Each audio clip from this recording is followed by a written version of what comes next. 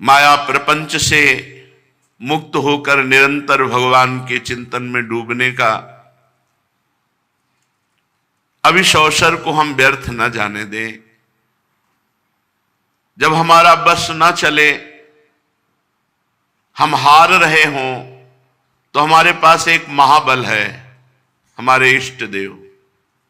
हम उनका चिंतन करें, उनसे रोएं, उनसे प्रार्थना करें कि हम चाहते हैं आपको, पर मेरी इंद्रियां, मेरा मन, मेरा अंतःकरण ये आपसे विमुख होकर प्रकृति के भोगों में लग रहा है। हे नाथ, आप कृपा करो, मुझे बल प्रदान करो, जिससे इंद्रिय और मन का निग्रह करके, हटा करके हम आपके चरणों का निरंतर चिंतन कर सकें। और बहुत काल तक ऐसी प्रार्थना करते रहिए। एक समय ऐसा आएगा कि प्रार्थना सफल होगी और हम निर्विकार होंगे। हमें बिल्कुल चिंता नहीं करनी, बिल्कुल चिंता नहीं करनी। हमें चिंतन करना है प्रभु का। ध्यान दीजिए, मत चित्ता सर्व दुर्गाणि मत प्रसादात् तरिष्यति। जितने भी दुर्गुण हैं वो मत चित्ता, जो भगवान में निरंतर चित्त को जोड़ते रहते हैं, तो मत प्रसादात् तरिष्यति, मेरे कृपा प्रसाद से समस्त दोषों से उत्तर जाते हैं, मुक्त हो जाते हैं, निर्दोष हो जाते। मत चित्ता खास बात है। मत चित्ता, भगवान में चित्त जोड़ने से मत चित्ता सर्व दुर्गाणि, समस्त दुर्गुण मत प्रसादात् तरिष्यति, मेरे कृपा प्रसाद से तर जाते हैं। बहुत कृपालु श्री भगवान हैं। हाँ, कभी कभी ना चाहने पर भी पूर्व प्रारब्ध इतना प्रबल होता है कि वासनाओं की तरफ मोड़ता है। जीव जो भगवद आश्रित है वो ना चाहते हुए भी बार बार विक्षिप्तता और बाधा को प्राप्त होता है। पूर्व प्रारब्ध बड़ा प्रबल है तो उसे बाधा पहुंचाता रहता है, पर वो विवेक के द्वारा भोगे ना तो प्रारब्ध का क्षय हो जाएगा और वो भगवत प्राप्ति के योग्य हो जाएगा। अगर ऐसा ना होता तो पशु में और मनुष्य में क्या अंतर? फिर कोई भगवत प्राप्ति नहीं कर पाता। सब प्रारब्ध के अधीन केवल दुख सुख भोग भोगते रहते। हम प्रारब्ध के अधीन पशु नहीं हैं, हम मनुष्य हैं। हम क्रियमाण नवीन कर्म करके भगवद आराधना के बल से प्रारब्ध को क्षय करें। यद्यपि प्रारब्ध बहुत बलवान है, ना चाहते हुए भी विवश करके भोगों में आपको लगा देगा। यदि भगवद विस्मरण का आपके हृदय में गुंजाइश है, भगवद विस्मरण का स्वभाव है, तो लगा देगा। और अगर अखंड स्मृति है तो ताकत प्रारब्ध की नहीं कि वो आपको बाधित कर सके। अगर बाधित करने की प्रारब्ध में इतनी सामर्थ्य होती तो कोई भी भगवत प्राप्ति नहीं कर सकता था। भजन में बहुत बड़ी सामर्थ्य है, काल भी बाधित नहीं कर सकता। प्रारब्ध की तो बात जाने दो। समुझ जे आए शरण ते डरत ना काल डर। जो भगवत महिमा समझकर, प्रभु की कृपालुता समझकर उनकी शरण में आए, वो काल से भी भयभीत नहीं होते। प्रारब्ध की तो बात जाने दो। इसलिए हम प्रभु से विनय जरूर करते रहें। कभी न कभी तो दीनानाथ के कान में हमारी आवाज पहुंचेगी। जिस दिन पहुंचेगी उस दिन निहाल कर देंगे। और कोई सामर्थ्य अपनी नहीं है। अपनी जो सामर्थ्य भी है वो उन्हीं की दी हुई है। जब हमारी सामर्थ्य काम न करे तो हमारी सामर्थ्य की पूर्णता हमारे इष्ट की सामर्थ्य से है। शब्द पर ध्यान दीजिए, हमारे सामर्थ्य की पूर्णता इष्ट की सामर्थ्य से है। हम अपने पूर्ण बल को पुकारे, मेरे बल से वृंदावन रानी, हे महारानी जू अब आप ही कृपा करो। गोस्वामी श्री तुलसीदास जी महाराज विनय पत्रिका जी में कहते हैं, काहे ते हरि मोहि विसारे। हरि जब आप पतित पावन हैं, दीन बंधु हैं, अनाथों के नाथ हैं, तो ये तो सब मैं हूं, फिर क्यों विसार दिया? अगर आप हमारा विस्मरण न किए होते तो माया की सामर्थ्य नहीं थी कि हमको अपने विषय सुख प्रलोभन में फंसा सकती। बहुत दिन बीत गए हरि, अब तो कृपा करो, अब तो मैं निरंतर केवल आपका ही सुमिरन कर सकूं। बहुत गई रही थोड़ी, जितनी भी अब श्वासें हैं हे नाथ, वो केवल आप में जाए। अन्य कोई चिंतन, अन्य कोई चाह, अन्य कोई भाव ही न रह जाए। पर ये तभी हो सकता है जब आप कृपा करें, आप ये स्मरण कर लें कि मेरा दास है, ये मेरा अपना जन है। गोस्वामी जी कह रहे, काहे ते हरि मोही बिसारी, जानत निज महिमा मेरे अघ, तदपि न नाथ संभारो, काहे ते हरि मोहि बिसारो। अपनी महिमा तो आप जानते हो प्रभु, और मेरे पापों को भी आप जानते हो। नाथ आप पतित पावन हो। वेद शास्त्र पुराण कहते हैं जिनका कोई नहीं, जो जगत में तिरस्कृत हैं, जगत ने जिसकी उपेक्षा कर दी है, उनको आप गले लगाते हैं। हे हरि, मैं पापी हूं, मेरे पापों को आप जानते हो, और आप अपनी महिमा जानते हो कि आप कितने महान पतित पावन उदार करुणा वरुणालय हैं। फिर आपने क्यों मुझे भुला दिया? अगर आपने भुला न दिया होता तो आज मेरी ये दुर्गति न होती कि आपकी कृपा से मानव देह, परमार्थ पथ और हम विषय चिंतन करें। ये दुर्गति ही तो है। बादशाह का राजकुमार होकर फुटपाथ में एक एक रुपया मांगे, दुर्गति नहीं और क्या है? आपका सेवक होकर क्षुद्र विषयों की लालसा करे नाथ, ये दुर्गति नहीं तो और क्या है? ये आपके उपेक्षा करने पर ऐसा हुआ। यदि आप उपेक्षा न करते तो हे हरि, ये माया स्पर्श भी नहीं कर सकती थी। आपकी महिमा वेद शास्त्रों में भरी पड़ी है कि आप पतित पावन हो, और आप मेरे पापों को भी जानते हो, तो आप क्यों नहीं हम पर कृपा कर रहे? काहे ते हरि मोहि बिसारो, पतित पुनीत दीन हित असरन सरन, कहत श्रुति चारो। चारों वेद कहते हैं कि आप पतित पावन हैं। आप दीनहीन को अपनाते हैं प्रभु, आप अशरण शरण हैं, ऐसा शास्त्र कहते हैं, वेद कहते हैं, संत जन कहते हैं। हाँ नहीं अधम सभीत दीन, क्या मैं अधम नहीं हूं? क्या मैं दीन नहीं हूं? क्या मैं भयभीत नहीं हूं इस माया से? नाथ, अब आप क्यों हम पर कृपा नहीं कर रहे? क्या हम में नहीं है?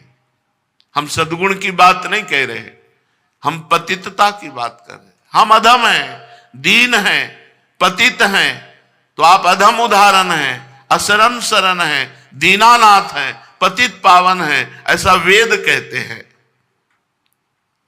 हाँ नहीं अधम, ये नहीं शब्द प्रश्नवाचक है। हाँ नहीं अधम सभीत दीन, किधो वेदन मृषा पुकारो, काहे ते हरि मोहि बिसारो।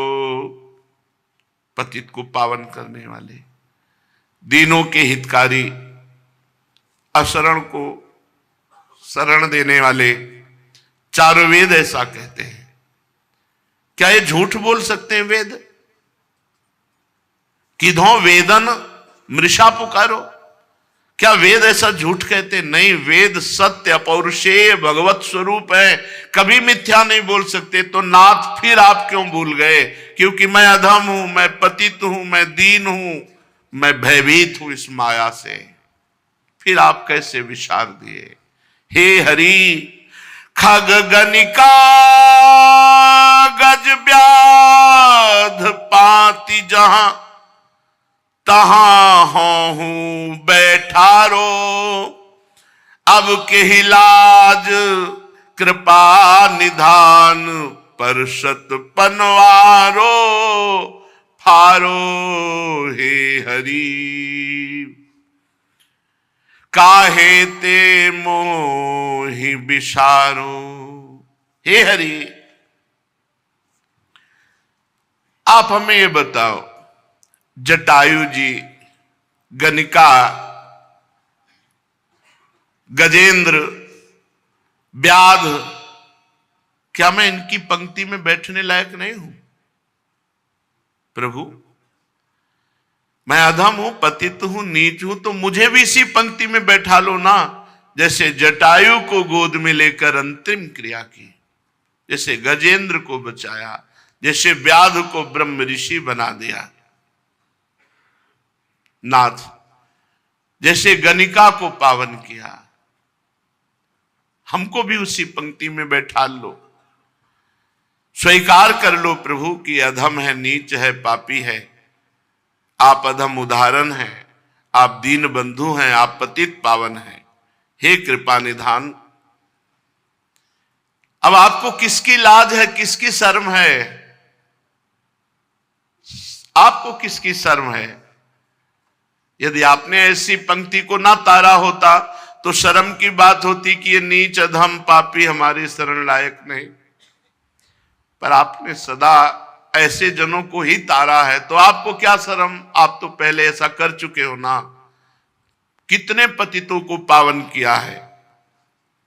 तो प्रभु, मैं भी इसी पंक्ति में आ गया हूं, तो परोसो ही पत्तल क्यों फाड़ रहे हो? अर्थात अब बिल्कुल नजदीक आ चुका हूं आपकी शरण में, सब कुछ छोड़कर जैसे भी है हम आपकी शरण में आ, प्रभु आप क्यों पत्तल फाड़ रहे हो? अर्थात अब तो परोस दो, अब तो अपनी कृपा परोस दो, जिससे सब जगह से मन पूर्ण रूप से हटकर केवल आपके चरणों में लग जाए। हे हरि, जो कलिकाल प्रबल अति हो तो तू निदेश ते न्यारो, तो हरि रोष भरोस दोष गुण ते ही भजते तजगारो,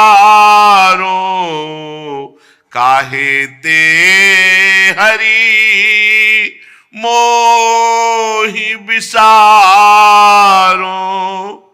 कृपा निधान, यदि कलिकाल आपसे बढ़कर के बलवान होता कि भाई कलयुग है, बहुत बलवान है, तो क्या आपसे बढ़कर बलवान है? हरि, यदि कलिकाल आपसे बढ़कर बलवान होता तो मैं आपकी बात न मानता कि आप पतित पावन अधम उदाहरण शरण शरण। हरे, हे हरे, हे हरे, आपके ही बल से बलवान है कलिकाल, आपसे बढ़कर बलवान नहीं है। वो आप कृपा करें और कलिकाल आप के शरणागत की बुद्धि मलिन कर दे, ऐसा कैसे हो सकता है? हे हरि, हमें तो सिर्फ आपका भरोसा है और आपका ही गुणगान छोड़कर हम कलिकाल पर दोष लगावें, माया पर दोष लगावें, हम इस झंझट में नहीं पड़ेंगे। आपसे बढ़कर कोई है नहीं, अगर होता तो हम थोड़ा सोचते। जहां कहीं किसी को बल है, चाहे माया को या कलिकाल को, आपका ही बल है, तो हम किसका भजन करें? कलिकाल का, माया का कि आपका? आपके ही बल से सब बलवान है। आप कृपा करो, आप कृपा करो, अब आपकी हम शरण में हैं। प्रभु, मसक बिरंची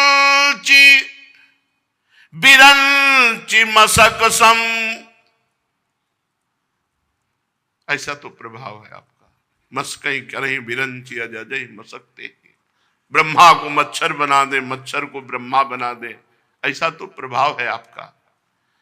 मसक बिरंची बिरंची मसक सम करो प्रभाव तुम्हारो। यह सामर्थ अछत मोहि त्यागो नाथ तहां कछु चारो। आपकी तो ऐसी सामर्थ है कि मच्छर को ब्रह्मा बना दो, ब्रह्मा को मच्छर बना दो। ऐसे सामर्थ्यवान प्रभु यदि आप हमें त्याग दे तो फिर हमारी सामर्थ्य क्या है? हम किसके पास जाए, किसकी शरण जाए? ऐसी सामर्थ्य आपकी कि एक सेकंड में ब्रह्मा को मच्छर बना दो, मच्छर को ब्रह्मा बना दो। जो चेतन का जड़ करे, जड़े करे चेतन, जड़ को चैतन्य, चैतन्य को जड़। ऐसे सामर्थ्यवान है हरि, मैं आपकी शरण में हूं। यदि आप मुझे छोड़ दे, आप त्याग दे तो हमारे पास कोई और रास्ता नहीं है, कोई गुंजाइश नहीं, कोई चारा नहीं। यह सामर्थ अछत मोहि त्यागो तो नाथ तहां कछु चारो। ये सामर्थ होते हुए यदि आप मुझे त्याग दें तो मेरा बस क्या है, मेरा क्या है, मेरा क्या होगा? हे नाथ, नाहिन नरक परत मो कहूं डर, यद्यपि हो अतिहारो। यह बड़ी त्रास दास तुलसी, प्रभु नामहु पाप न जारो। प्रभु नामहु पाप न जारो। नाथ, मैं भयभीत होकर नरक जाऊंगा, इस भयभीत होकर विनय नहीं कर रहा हूं। ये प्रार्थना इसलिए नहीं कर रहा हूं मुझे नरक जाना पड़े, नहीं। बहुत बार भोग चुके, अभ्यास है। यह अविनाशी जीव बहुत बार भोग चुका है, नरक स्वर्ग सब भोग चुका है, बहुत बार अभ्यास। ये दूर से डर लगता है, सब भोग चुके। जब जो पीड़ा आती है सब सहन कर जाता है, सुनकर केवल भय लगता है, जब ऊपर गुजरती है तो सब कष्ट सह जाता है। नाथ, मैं नरक के भय से भयभीत होकर विनय नहीं कर रहा हूं।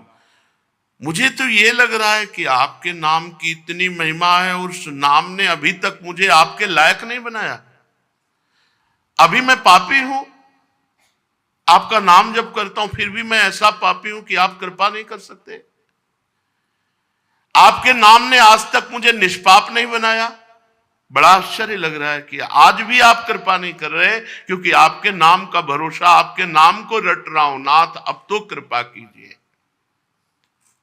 हमें निराश नहीं होना, हमें प्रभु से विनय करनी है, क्योंकि प्रभु के सिवा हमारा कोई है नहीं और इस विषय को कोई संभाल भी नहीं सकता, कोई नहीं संभाल सकता। ये बड़ा सूक्ष्म विषय है। उमा राम सम हित जग माही,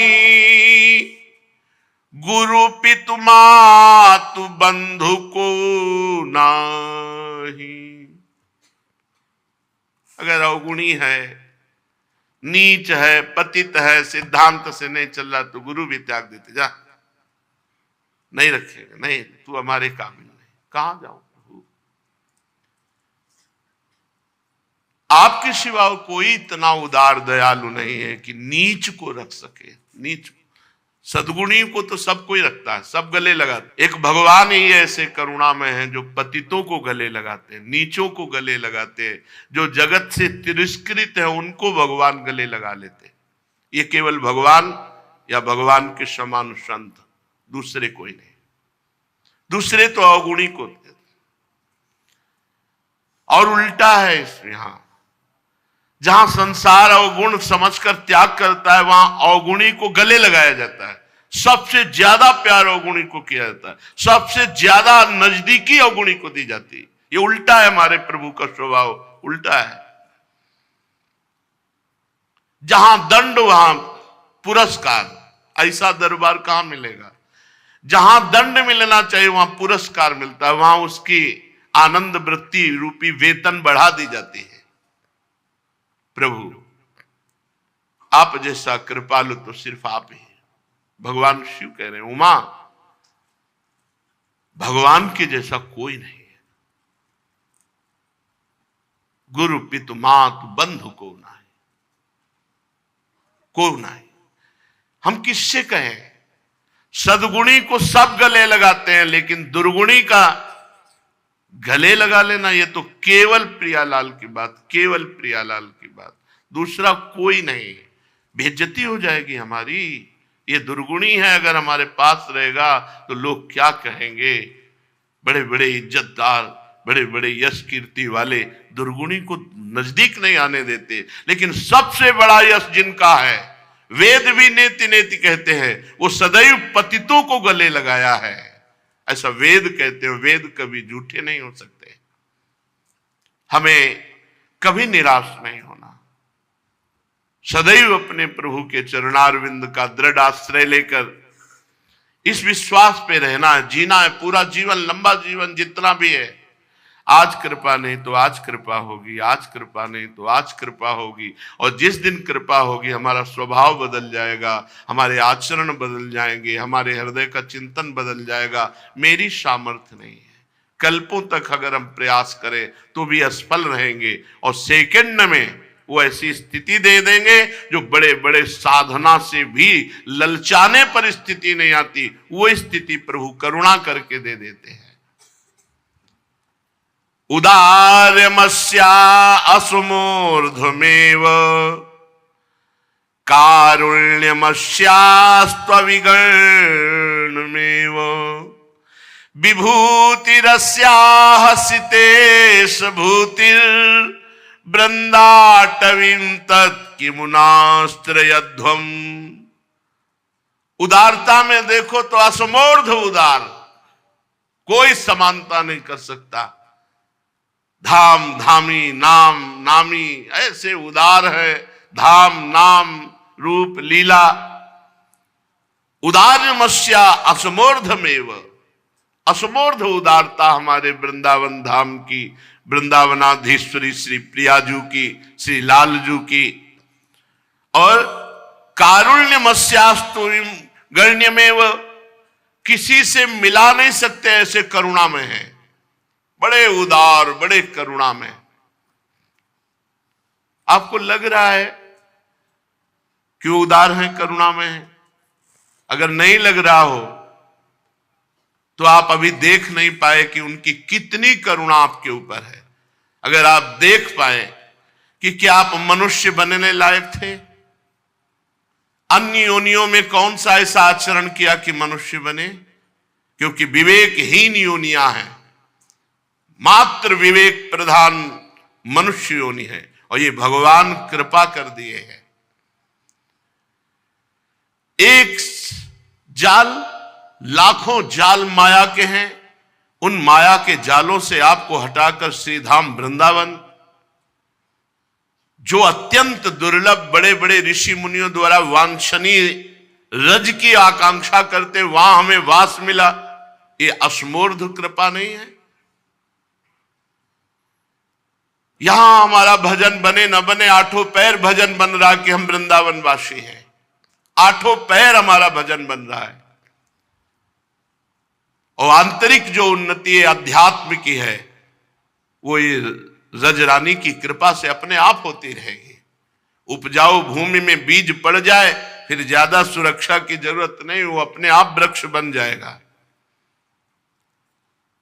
वृंदा देवी के द्वारा कृपा वर्षा यहां होती रहती है। जो भी साधक, जो भी गृहस्थ वास करते हैं, वृंदा देवी उनको घसीटती रहती है अंतर से प्रिया प्रीतम की तरफ। यदि विशेष अपराध न बन जाए तो बहुत जल्दी प्रेमांकुर हृदय में हो जाए।